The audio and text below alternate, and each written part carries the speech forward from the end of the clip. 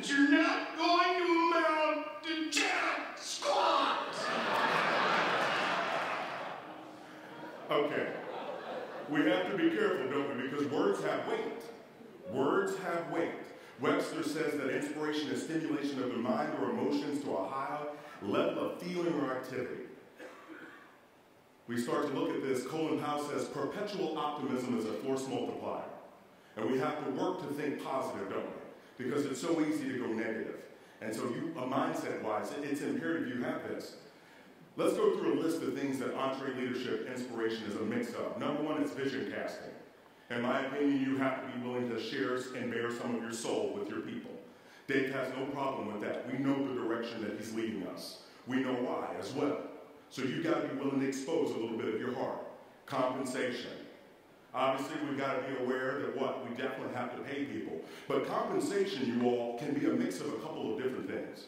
In the banking industry, I had a lot of people, they talked about championships, and they knew I had played on a national championship football team, and so we talked about winning and all these things and champions. They used it so much, you know what I did?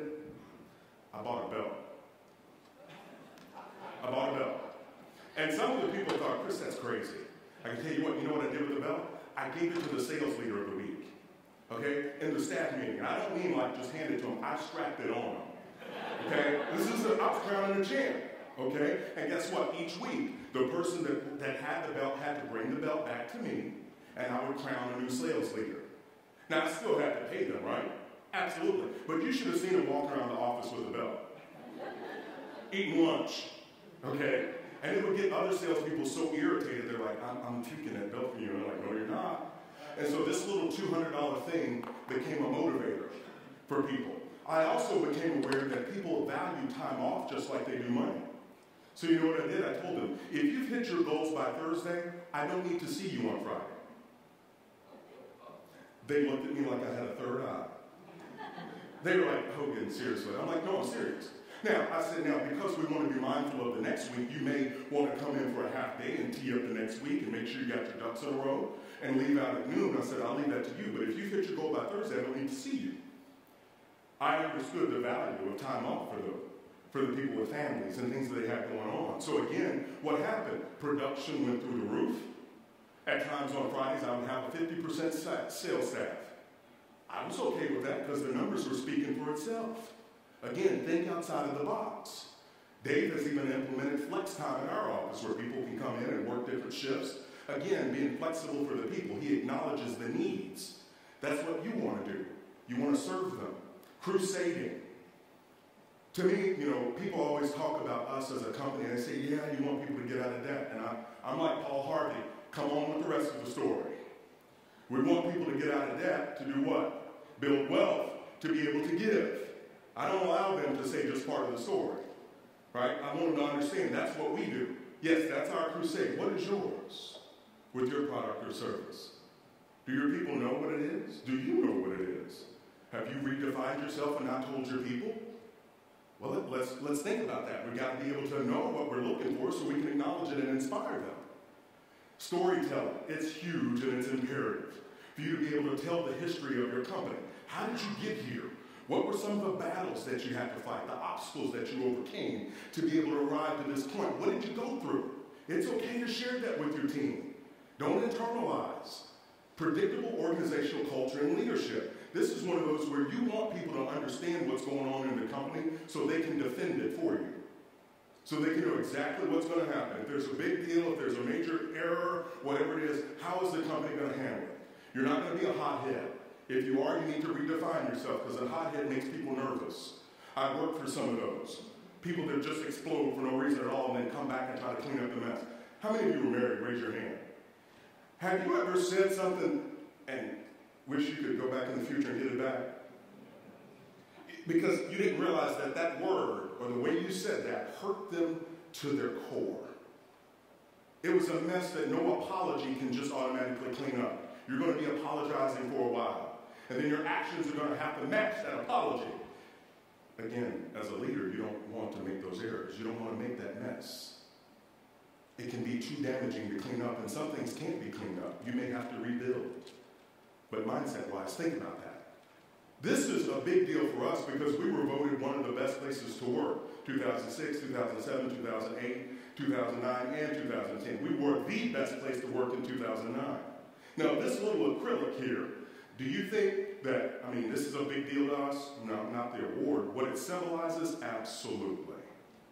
That means 300 people took an independent survey and all spoke so highly of the company and how it performed that we were voted the best place to work.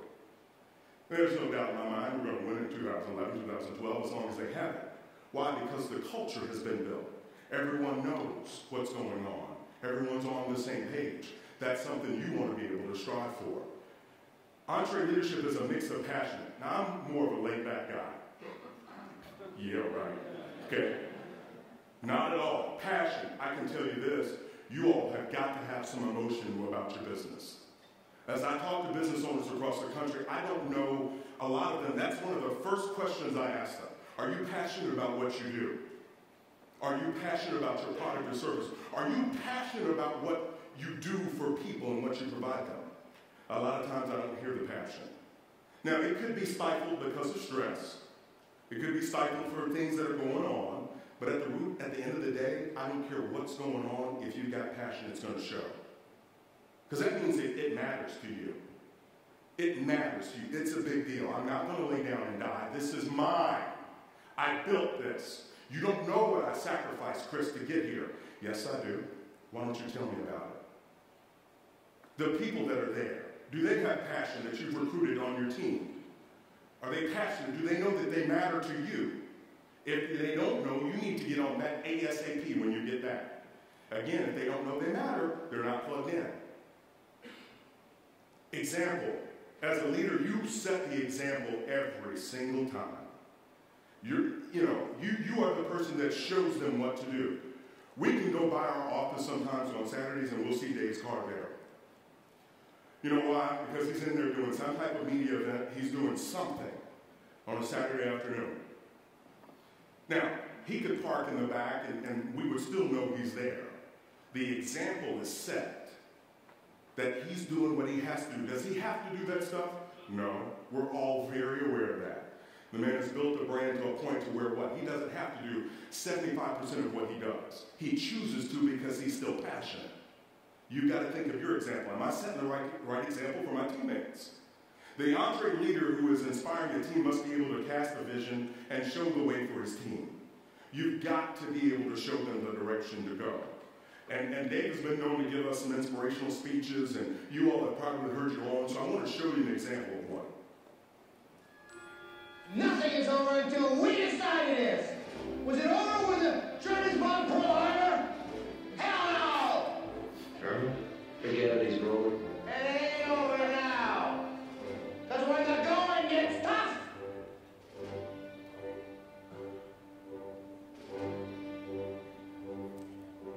the toughs get going.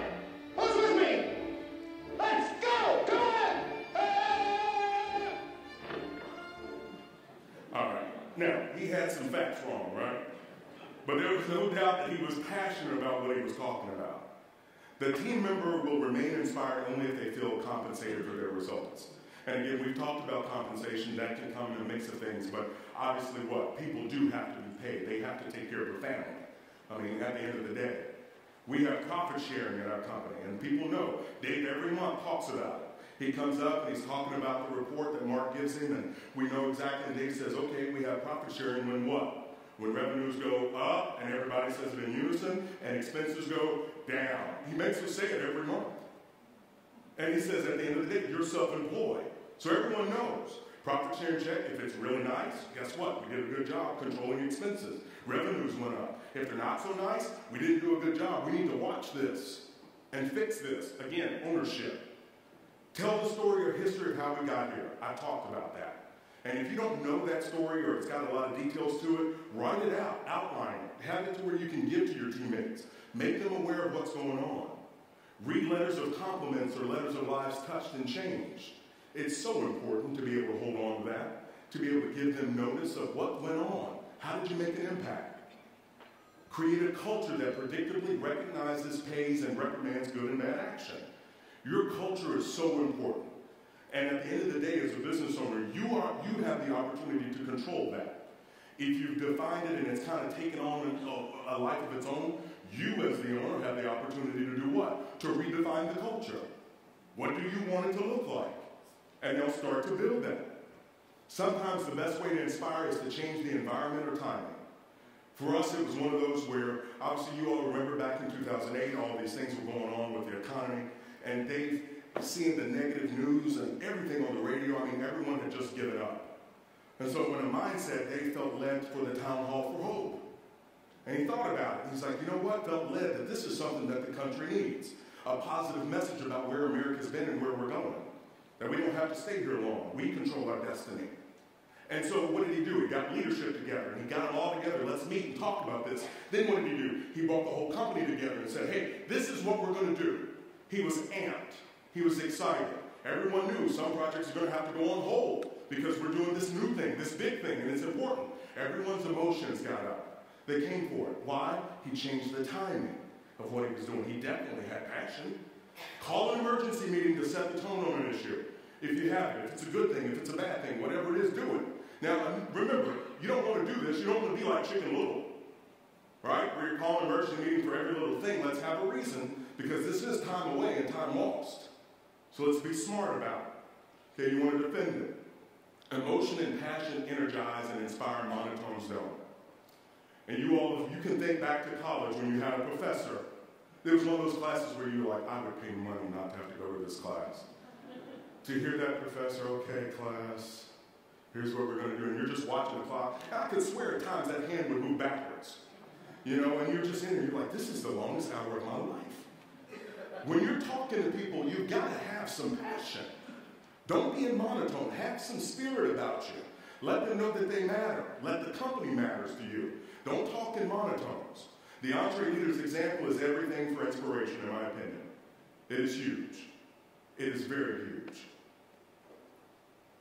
You as the EntreLeader set the tone. And at the end of the day, this is one of those things where you can't hide in your office. If you have a team that's near you, you need to be out and be with them so they can see you. Don't hide in your office. And a lot of business owners have told me, Chris, I don't want to go out with the people because then they're going to tell me about stuff. Well, that's the stuff you need to know about. Okay? And so you need to go out and know about it so you can do what? So you can fix it. You know, you don't want to hide from that. And so again, mindset-wise, you all, we're not going to hide from things. We're going to attack them. We're going to address them. Why? Because it's your business and it's going the direction you take it. Are you, look, circle this. It's a big deal to me. Are you happy? Are you inspired, optimistic, and pumped? Do you have a great work ethic? If you're not, then can you truly expect your people to be? Is that fair?